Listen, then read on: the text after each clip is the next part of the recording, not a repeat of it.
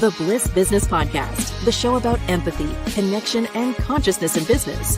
Today's episode is brought to you by Zero Company, your paid search, social media, and programmatic ad experts.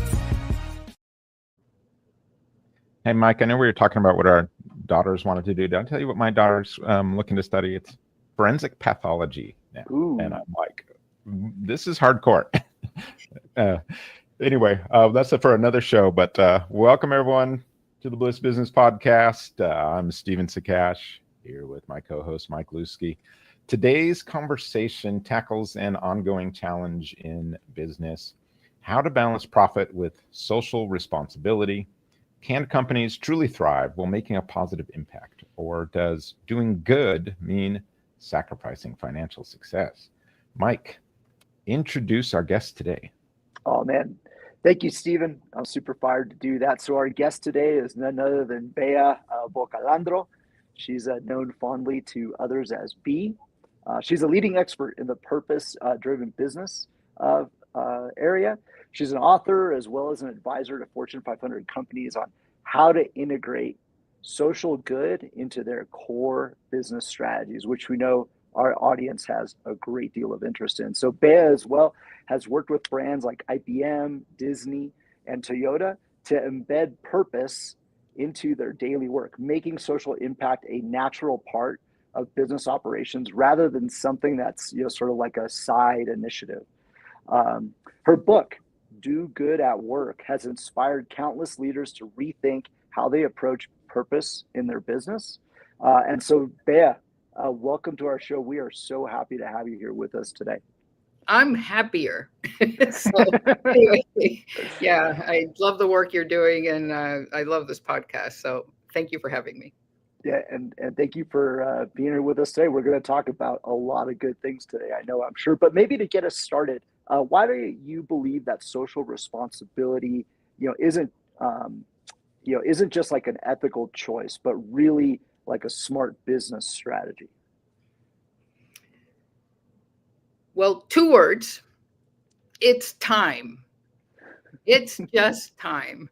So Here. Imagine that you started a construction company, wherever you are, in San Clemente, California, and you were like, you know what? We're going to go back to the way things were done in the 1930s. So no hard hats, no worker protection for falls. If a worker slips off a beam, they're just going to splatter 15 floors down, right? Mm-hmm. How profitable would this business be? Yeah. Right? Good luck finding investors, right? Good luck finding customers, employees. It's not going to work. But you know what? In the 1930s, that was profitable.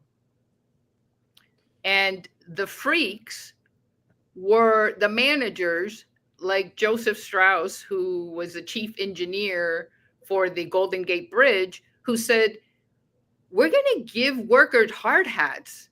We're going to string a net across the entire construction site so that workers don't die. And what they heard was like, oh, that's like communist. That's not the role of business. What are you thinking? What are you doing? The role of business is not that. So sometime between then and now, the role of business, the responsibility of business has extended beyond that, so that it includes giving workers a hard hat, and it includes safety nets, and it includes, for example, putting labels on whatever food you're trying to sell so that we know what's in it, and wheelchair ramps, right? So the role of the company, of the modern corporation, the modern incorporated entity, ever since it was established, the first private one was like in 1813 in Boston. The moment it existed, the role has been expanding and expanding and expanding. So it has now expanded to the point where part of the role of a business includes all those staples of corporate social responsibility. It includes mitigating your carbon footprint. It includes making sure that you're not aggravating systemic inequities. So it's just time, because even though, it was an expense in the 1930s to give workers hard hats. It's still an expense, but now it is an expense that you can't afford to forego. And corporate social, like the main parts of corporate social responsibility are now there as well. You cannot, and large companies know this, like you can't find, there's over 90% of the S&P 500, they have CSR or ESG reports. They know that they need to do this. So I think the short answer is it's this point in history. Yeah. And I think it's actually good that we're doing this now, considering, the involvement of machines and automation and, even creating an autonomous vehicle, right? Can you imagine if you weren't socially responsible, but you were going to create an autonomous vehicle? So I totally it's happening now, and, not 10 years from now. And I feel like we know where consciousness is, and we know where it's going. And companies, I think, sometimes are, being dragged kicking and screaming along the way. And, I think many still view social responsibility as kind of a nice to have, like a check off the box kind of thing. But rather than like a core business strategy, what's the biggest misconception about purpose-driven business, do you think? Yeah, great question. Because I think that, so my favorite part of helping companies with their corporate social responsibility, with their corporate purpose, is where the humans are involved. So really, if it's going to be part of the, everyday business, it's because your people are moving it forward. And so here's where I think the biggest misconception is.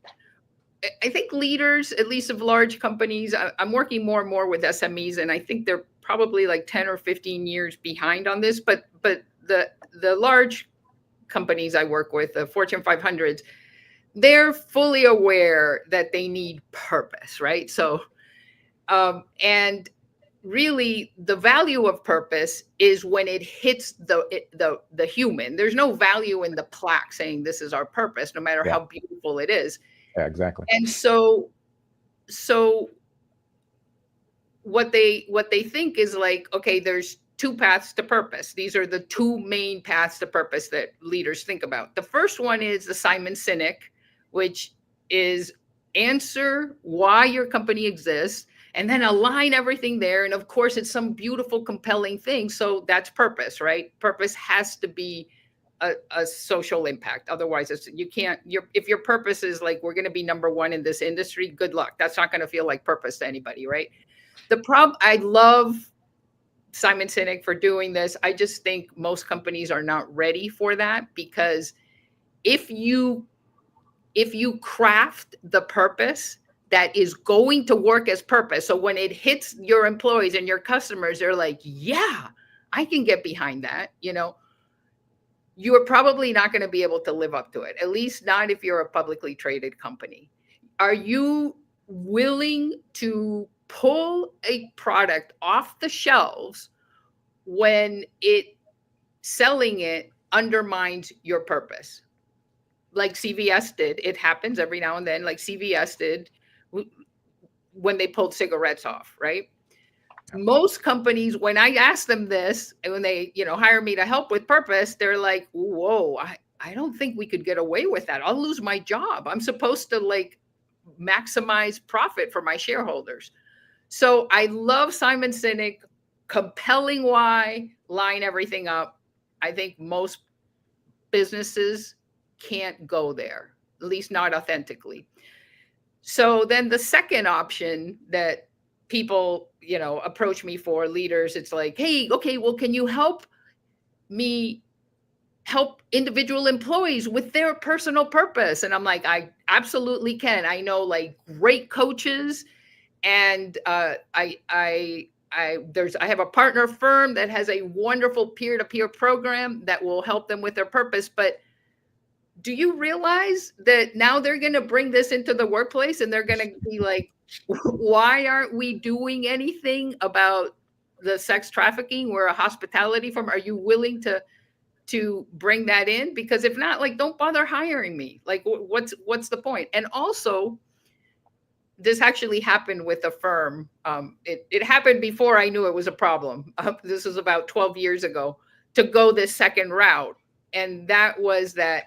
So we help people with their purpose. This is a very B2B business, and it helps other businesses simply be more profitable. It's very, very, flat in terms of social impact.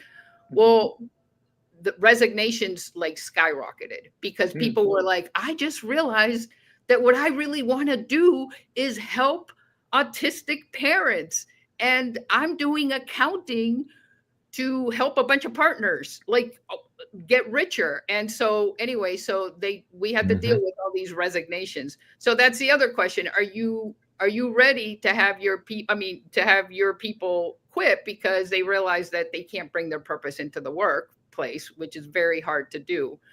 Like what does the autistic I think what you hope there is maybe you're taking a step backwards or two, but now that you're articulating your purpose, now you're going to attract people, hopefully, that are really aligned with your purpose. You think? I mean, it's obviously no one wants to go through that as a company, but I could see coming out the other side of that once you've articulated that purpose. Yeah, no, don't get me wrong. There are companies there are workplaces that do this, that can do this correctly. So, Dr.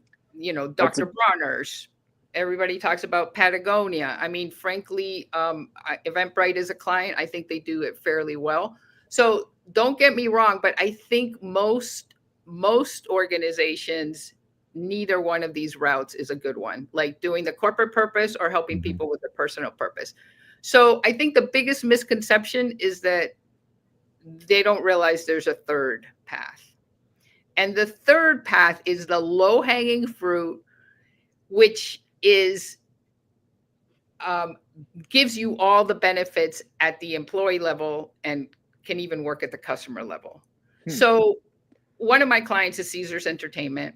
I was at Caesars Palace for a board committee meeting, and I was headed out of the hotel room, and the housekeeper was right there. So because I'm familiar with Caesars Entertainment CSR, I was like, oh, this is an opportunity to collect data on their soap collection and recycling with Clean the World. And, then they give the soap to families, right, so that they can wash their hands. Okay. So I asked her, I talked to her a little bit, and she's not really into talking to me, but then I asked her, hey, I heard that you have this program involving soap, and her eyes light up and she's like, yes, we fill up this bag. Now, it's like 7:15 in the morning and there's nothing in the bag, right? She's like, well, by the end of the day, this will be full. And then it goes to this place and they oddly wash the soap. And then they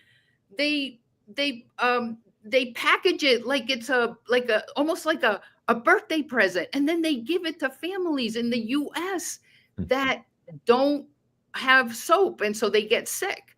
And I was in a hurry, so I'm like, she's telling me that she started looking for photographs of the plant in her phone, and I was like, well, I got to go to this meeting. So I actually just gave her my card, and I'm like, send me the photographs.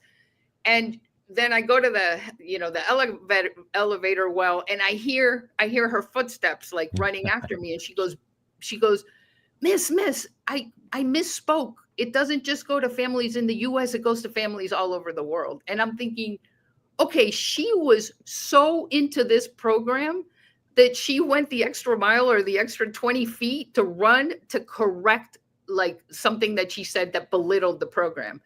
So guess what that is? That's purpose. And we feel purpose anytime we make a meaningful contribution to others or to a societal cause. So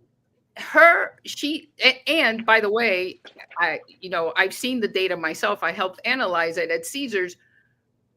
Employees who participate in her programs have higher engagement and higher retention.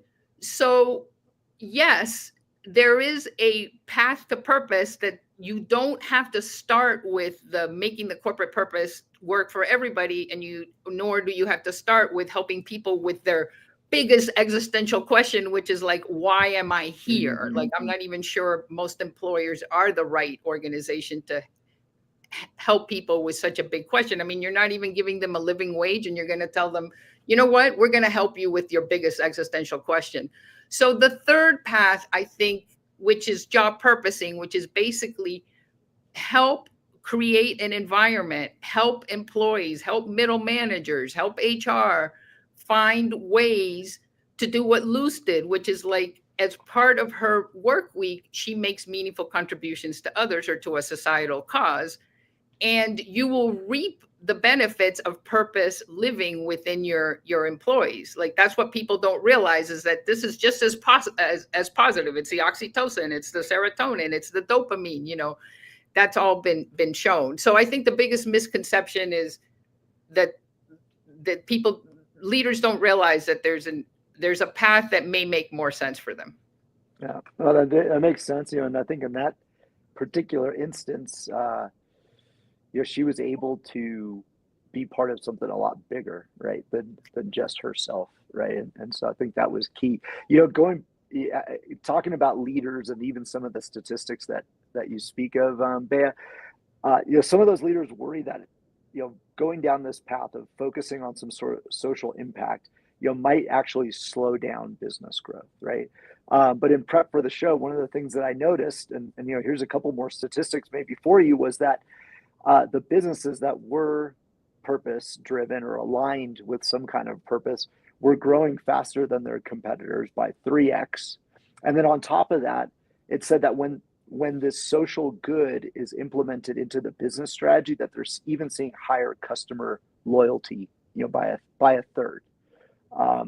So, you know, certainly it does have like a good business impact. So I'm actually curious, you know, of maybe seeing, are there more examples? Because I think for our audience, when they hear like the example of Caesars or maybe, you know, how others are doing, you know, what are some other examples of companies that have shown maybe purpose in this third way? Yeah, so HP is a client, and they have a program called Eco Advocates. Okay. And so what they did was they said, hey, if you're an HP salesperson and you're going to go sell to another business, you know, it's B2B is what they're doing, then why don't you help them also become more sustainable? So lower their carbon footprint, lower their solid waste, help them recycle. And so the business, you know, the sales proposition is now, hey, we will sell you the best cloud, and it's the quickest and the fastest. And also, by the way, we can help you with all these things. And so we know from, again, as you can tell, I'm a nerd. I spend a lot of time measuring these things at my client's company. I love it. We love it. Yeah. Metrics are good. Oh, good. Yeah. So we know that the Eco Advocates increased engagement. And in fact, it worked so well for HP. It started in Canada with a woman named Frances Edmonds and Caroline Barlerin, who was in the US doing this. But anyway, it worked so well that they extended it beyond the sales, and then they extended it globally. So, and you know what? They renamed it. So it's no longer called Eco Advocates. It's called Sustainability Sells, which kind of proves your point. Okay. Yeah. You know what? This is working as a sales strategy as well. And, you know, the evidence is fairly overwhelming now. I have like 153 footnotes in my book. If someone contacts me, I'll send you chapters 3 and 10 that have all the evidence. Also on my website, I have a PDF with like, it's the summary of the slides that I present over and over to leadership. And, you know, I don't know, only 30% of the time they believe it, but the evidence is pretty overwhelming. The study that you talked about, it's probably the one that was in Harvard Business Review a few years ago on the cover. Is that the one? I think so. Yeah. Yeah. So those researchers, they weren't looking for purpose. they felt lucky that they found it, because they were like, okay, what leads to growth? What are the drivers of growth? And they were like, no, this can't be, this can't be, this can't be. So, like, and that, since that study has been published, now they're, I think most academics that look at this are aware of it. I mean, there's very good studies done now, like just with sales on how socially responsible a company is and how much it sells. So if you're one standard deviation more socially responsible than the mean, then your sales are going to go up like 8%. And this is just numbers. Like this was no one's opinion. They just ran the numbers and it came out like this. Yeah, no, I think that's, you've got to have the numbers, because, like I said, if we're going to keep moving people forward where their sole purpose is, dealing with shareholder value and things like that, I sometimes just speaking the numbers will be like, oh, okay, yeah, no, I can get around that. And then, you sneak in the side door with love and compassion somehow, I guess, in that process. We're going to bring on Martha here. She's got a question. Martha, go ahead. Thank you, Steve. Hi, Bea. So how do you guide companies in integrating purpose into their brand messaging and customer engagement strategies? Oh, I love that. So a few years ago, Cohn and Porter Novelli did a study on, they were comparing different types of ads. So one ad is your standard, this will make you, sexier, richer, cleaner. I don't know, the standard stuff that's sold to us. And then the other ad was like basically, cause marketing. It had a social impact. But what they did was they hooked people up to these sensors so they could tell biometrically what was going on with them with both ads. And the second ad generated a biometric response. So this is like pulse, temperature, those, I don't know, like nerve stuff that was the same as, and these are the words of the researchers, okay? Gazing into the eyes of a loved one. So this is subconscious. Like if you ask people sometimes, yeah, we'll pay more, we won't pay more or whatever. But like, why would you give that up? Like, why wouldn't you have your advertising, your marketing, put something forward that, goes straight through the cognitive part of the brain, all the way, to our subconscious, probably to our amygdala, to create a connection with that person. So I don't know any wrong ways of doing it, except if you're, greenwashing, if it's not authentic. That's the one thing I would say. Yeah. I would run it by your employees as a focus group before you put it out there, because they'll know whether it's authentic or not. Yeah, that for sure. If it passes the employee test, then you're good. It's happening. Yeah. Yeah. In fact, I think there was like this great example going back to, the start of the Black Lives Matter movement.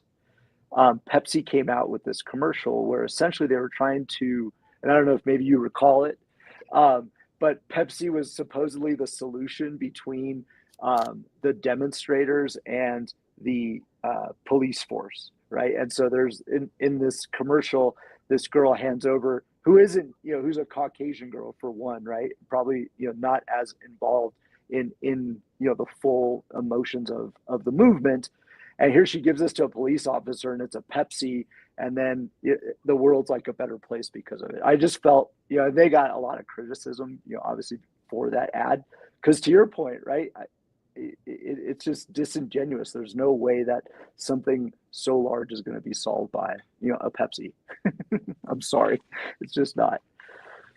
But I think the key word that you mentioned there, Bea, for me was the word connection, right? I mean, there's a lot of connection that takes place with a loved one. And if you can build connection, that really seems like the key point, right? Is how do you build that true, genuine connection? We talk about this a lot. I mean, that's just kind of really how we try and market, is to, get that emotional connection in some way and make sure it's authentic. Because otherwise, like Mike said, there's an example of it just really falling flat, like a soda that's been left out for several days. But So how do you do that? I mean, you guys are the experts at this. Like what I'm turning the question around. Yeah, no, I mean, I want to leave with my, yeah. How do you do that? I think like what we call it is really just, it's kind of empathetic marketing. And it's really focusing on how does something make you feel? You know, this process of it. It's a whole nother show, trust me. But let me build on that a little bit, because we haven't talked, I mean, we talked about the business benefits, but there are all these health and happiness benefits to the job purposing. So Luce, like so there's, again, chapter 3 of my book. And again, I will send people the PDFs of those if you don't want the whole book. But so Luce, she will sleep better that night. She's less likely to suffer from insomnia. She will be happier, not hours, not minutes, but days later. And so, and also she'll be healthier. Like literally, if this is part of her work life on a monthly basis, it doesn't even appear to have to be weekly basis. And for her, it's probably daily. She will actually have about a 24% lower risk of having a cardiac event in the next year. So I think your point about empathic marketing is so powerful, because when you awaken that in people, when you touch that pro-social part of them, it's like we turn into a different person. We're happier, we're healthier, and then of course we are going to be more attached to the product that's right in front of us, or the brand that's right in front of us. And I think for us, it's such a huge responsibility, because we're dealing with millions, tens of millions, hundreds of millions of impressions that are going out there, and the impact you can have on that if you're being a little more empathetic in that process. It's hard to even measure that, I would think, but it's just a ripple effect out there, because you're putting so much good out there, and we're responsible for millions and millions and millions and millions of these impressions. And, only a small percentage really is taking this empathetic approach to things. Martha, Steve, real quick, let me just ask real quick. I was just going to kind of maybe answer, can I answer Bea's question a little bit more, and then you can move on? Yeah. Then Martha's question again. So Bea, I was going to just mention, going back to your question, there's a specific tool. It's called an empathy map that we use in our work, and it asks some key questions. But the point is, it first starts with, who is it that you're trying to connect with? Okay, and I'll just give you one example, right? So let's just say I want to connect with fathers, right? So the empathy map says, what are they seeing?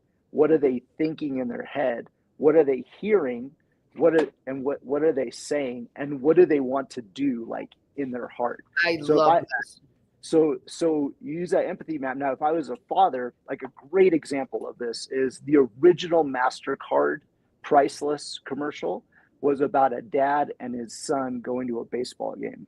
And a dad, wants nothing more. Here, I'm going to get all emotional. Wants nothing as more, long as it's a Red Sox game, I'm good with your story. But that was the key, right? It's like the tickets are expensive, the drinks are expensive, the popcorn's expensive, but the experience at the end of the day is absolutely priceless, right? And it was that connection. And I think that was the magic of all of those campaigns. Another one, the Always brand campaign with the Like a Girl campaign. Who did we want to target? What was, there was this bullying that was going on and this stereotyping that was going on with women and girls. And Always just said, we're just going to turn this thing on its head, and we're going to make people feel confident and strong from, this campaign. So I think using the empathy map is very important for us. And then also thinking, who is it that we're trying to connect with? Sorry, Steve. I know that's probably no, it's all right. And these are complicated processes, which is why we've developed like the AI CMO software, AICMO.io, is to help like small businesses they don't have to get into all the weeds of this, but take them through that process really easily. But again, it's this responsibility, I feel like, that we can put a lot of good out there into the world if we kind of learn how to do that. And to your points all along, it can be very, very profitable if you're worried about it. There's all the kinds of data behind that. Martha, let's go to you. I know you've got another question here. Yes, but before the question, we just want to thank our audience for posting the comments. We're looking at them at LinkedIn and YouTube and X. So thanks everyone for that. So Bea, the last question from me, how do you help businesses communicate their purpose effectively? And how do you deal with overcoming resistance to balance doing good versus profit when it occurs? So in terms of communicating the purpose, frankly, I feel bad saying this to a firm like yours, but like, that's my last concern, because if you're living it, if your employees are activating it. No, this is a good point though. It's like, we can tell the story, but we really need you to live this purpose. Yeah. By the way, Martha, thank you for the question. If you want to hop off, go for it. Okay. Continue on, Bea. I was just, I'm saying there's two sides to this, and we know it just so closely. I can tell you do. Yeah. I could tell you. Yeah. I mean, there's a contingency, right? So it better be happening. And so then the thing is, okay, so if it's happening, think of Luz. Okay. She was so committed to telling me the story that she ran after me to make sure it was correct. So now you put a mic in front of her and it's over. Like, and it's coming from the source. So, I work with Fortune 500s, it's like FedEx and Toyota and Caesars Entertainment, et cetera. They are going to communicate it. And, I do work with their communication departments, but what I, really like, all I try to do is just like listen to your own people. And if you're not hearing anything and you're having to come up with original content, then there's a problem. It's not happening. So maybe you shouldn't talk about it.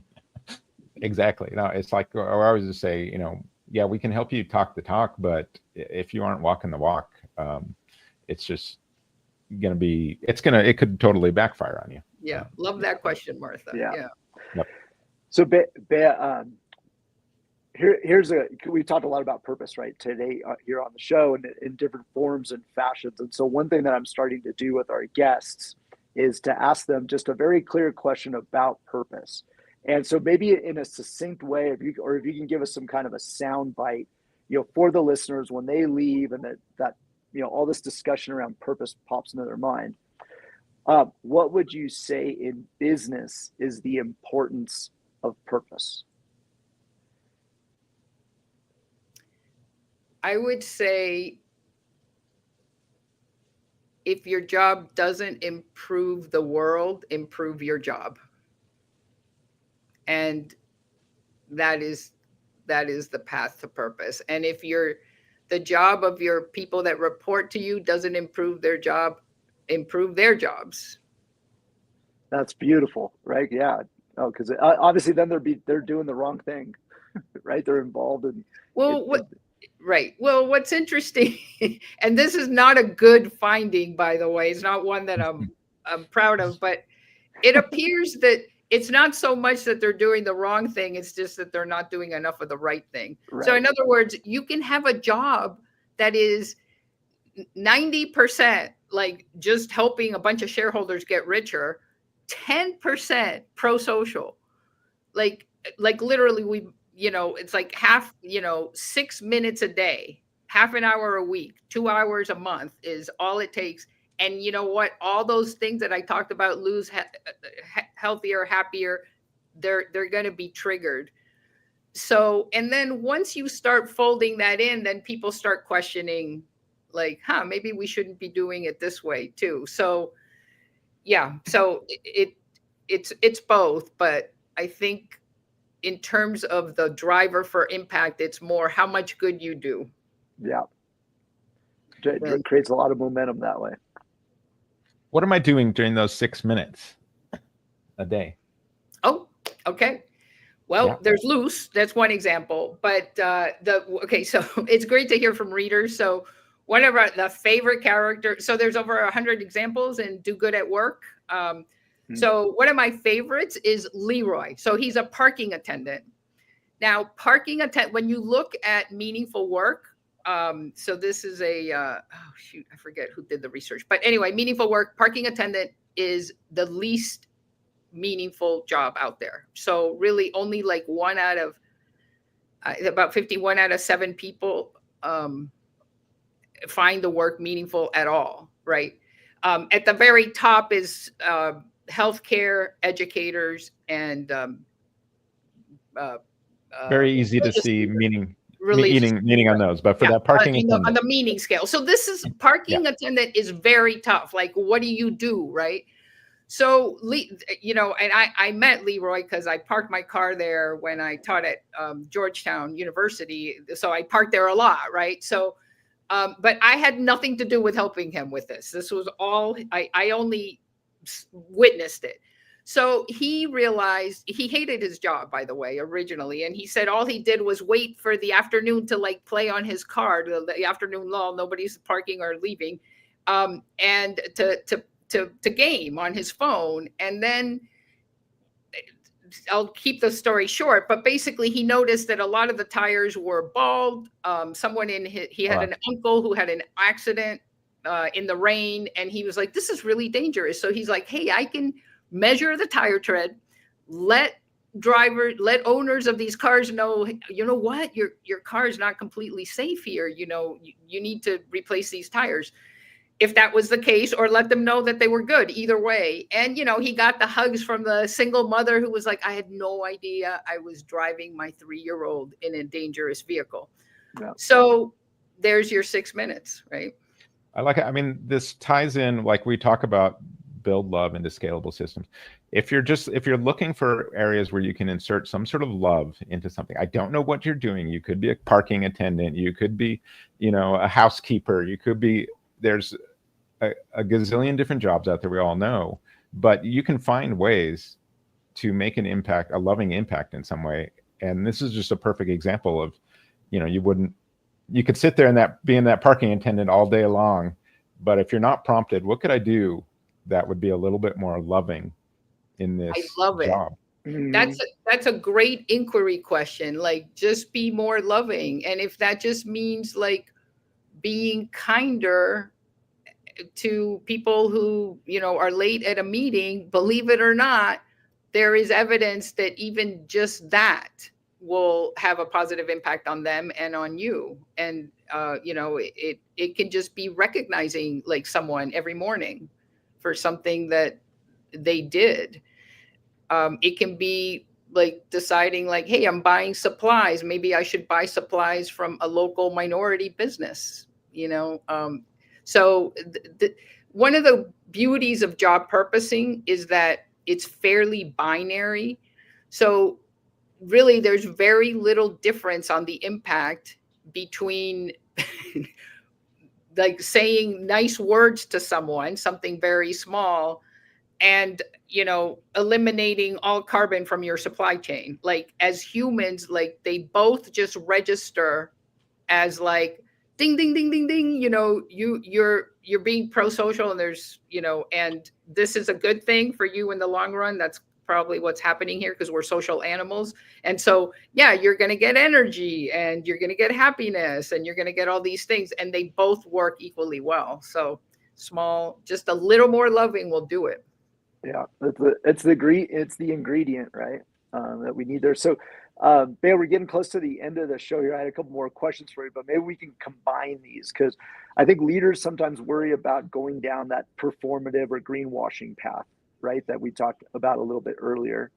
And then there has to be some kind of outlook. So maybe, in your advice, how can leaders, I would say, over the next 5 to 10 years, if they want to continue to have social impact, what can they do, so that it's not performative? Yeah, I mean, when we start with clients, we usually start with what we call the purpose pulse. And it's basically figuring out, where is the positive social impact happening at your enterprise? And so, and then can that be scaled? Or can we learn from that to like what resonates? And so I would say, the Purpose Pulse is a little formal, and there's some cool stuff like focus groups where AI helps, so the follow-up questions come up and they're anonymous and all these things. But anybody, any enterprise can basically do their own version of a Purpose Pulse, and it's just like listen to where the purpose is happening and just learn from that, and it will become, I think, really, if you listen well, it will point in certain paths pretty quickly, like what makes sense. The one thing I would tell leaders is sometimes they discard things because they're like, well, that has nothing to do with the business, and don't discard it because of that. Like something. So, I worked with a regional grocery chain on the East Coast, and I was hired to like, let's figure out our corporate, the Simon Sinek, the corporate purpose and align and all of that. And they had a teammate whose house burnt down like 2 or 3 years before I showed up. And so the employees rallied around that. And then they realized, wow, we really like doing that. And so then they got first responder training. And then they were helping with other disasters. And I was like, you already have your purpose. Just support them in this. And they were like, but it has nothing to do with food. Shouldn't it be food security? I'm like, don't look a gift horse in the mouth. No. Like it is ignited. They're so excited. Like just pay for the training, for God's sake, So yeah. Sometimes, and you know what? The leaders were only vaguely aware of what was happening. And this was not a big firm. I mean, so I would say, listen, okay. And you just listen. Yeah. Because employees, you have the Leroys pushing this forward everywhere. Yep. That's for sure. Before we wrap up, we ask every guest this same final question. Do you think love belongs in business? So, okay. So as you know, I wrote a book. I talked about it for like years without doing anything. And then it took me forever to write it as well. And in that period where I was sending it to people, someone who I consider a mentor asked me, B, why are you writing this book? And I said something incomprehensible, like a new horizon, positive culture. I don't know what I said. And he was like, Storge. And I'm like, excuse me? Storge. No idea what this was. Okay, well, it's spelled, it's Greek. Mm-hmm. It's Storge. Oh, by the way, he had read the manuscript, so he kind of knew what the book was about. So, we know that the Greeks talked about eros, and we know that they talked about agape, and philos, those three types of love. We always hear that, but there are others, and storge is one of them. And of course, I had no idea what he was talking about. So I looked it up, and it is a form of love. But it is, and the Stoics talk about it. C.S. Lewis talks about it. But C.S. Lewis describes it as the kind of love that it just kind of creeps up on you. It's organic. It doesn't hit you over the head. So I was like, oh my God, he's right. That's why I wrote that book, because I want all companies, all enterprises, anywhere where people show up to work, to just be imbued with storge. So, and it's a form of love. So absolutely. Natural affection, like that type you could describe between a mother and a child. Yeah. Although, again, like C.S. Lewis and the Greeks and all of them, they were like, yeah, okay, the familiar one is easy. That one comes naturally, but where humanity needs to go, and the Stoics especially said this, where the humanity needs to go is that in all gatherings, this exists. So, so yes, onwards with love. So, and I look forward to hearing what else your podcast does along those lines and your work. Thank you very much. It's been a great conversation.